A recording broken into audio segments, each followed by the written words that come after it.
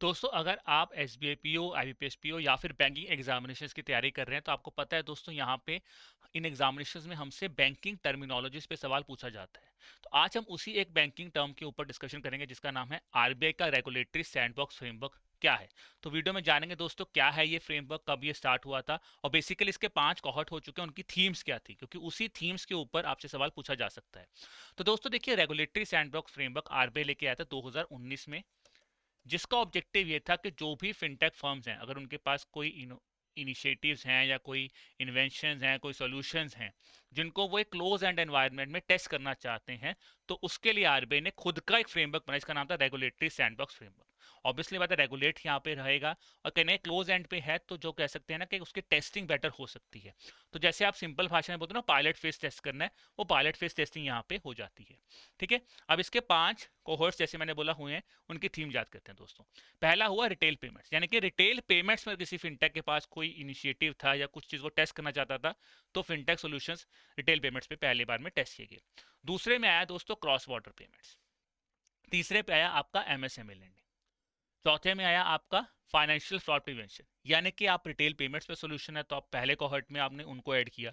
दूसरे में आपने बोला क्रॉस बॉर्डर पेमेंट के ऊपर आपके कोई आइडियाज़ हैं, आप उनको टेस्ट करना चाहते हैं, आइए हमारे पास। एमएसएमई लैंडिंग में है, आइए। फाइनेंशियल फ्रॉड के ऊपर आपके पास कोई सोल्यूशन है, आप आइए। फिर आया दोस्तों 5, इसको बोलते हैं न्यूट्रल। न्यूट्रल थीम का बेसिकली मकसद ये था कि इनको बेसिकली जनरली न्यूट्रल एग्जिट बोला गया, कि अगर भाई किसी को कोई एग्जिट करना बहुत न्यूट्रली करना चाहता है तो उसके लिए क्या हो सकता है, तो उसके लिए थीम न्यूट्रल यहाँ पे बनाया। तो इसका थीम बेसिकली नाम था न्यूट्रल, न्यूट्रल था इसका थीम। ठीक है जी। तो ये बेसिकली 5 कोहर्ट्स के 5 थीम्स हैं जो आपसे पूछे जा सकते हैं। कब बना था? 2019 में बना था। या फिर आपसे पूछा जाता है कि आरबीआई का ऐसा कौन सा फ्रेमवर्क है जहां पे अगर कोई फिनटेक फर्म अपने किसी इनिशिएटिव को टेस्ट करना चाहता है क्लोज एंड एनवायरनमेंट में, ठीक है, रेगुलेशंस के साथ, तो वो था रेगुलेटरी सैंडबॉक्स फ्रेमवर्क। तो उम्मीद कर रहा हूँ दोस्तों ये इनिशिएटिव या ये फिर इन्फॉर्मेशन आपके लिए काफ़ी यूज़फुल रहेगी और आपके अपकमिंग एग्जामिनेशन में आपकी काफ़ी मदद भी करेगी। इसी तरह की और जानकारी लेने के लिए आप हमारे एडुटैप बैंकिंग चैनल के साथ जुड़िए।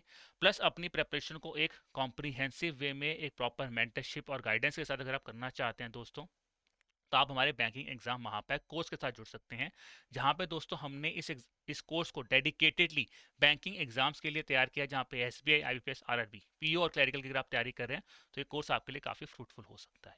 प्लस आपको यहाँ पे करंट अफेयर्स की वीकली मैगजीन, वीकली क्विज और एक कंपाइल्ड मंथली मैगजीन भी यहाँ पे मिलता है। और जानकारी लेने के लिए आप हमारी वेबसाइट www.edutap.in या फिर edutap लर्निंग सोल्यूशन के प्ले स्टोर ऐप पे जाके भी जानकारी ले सकते हैं।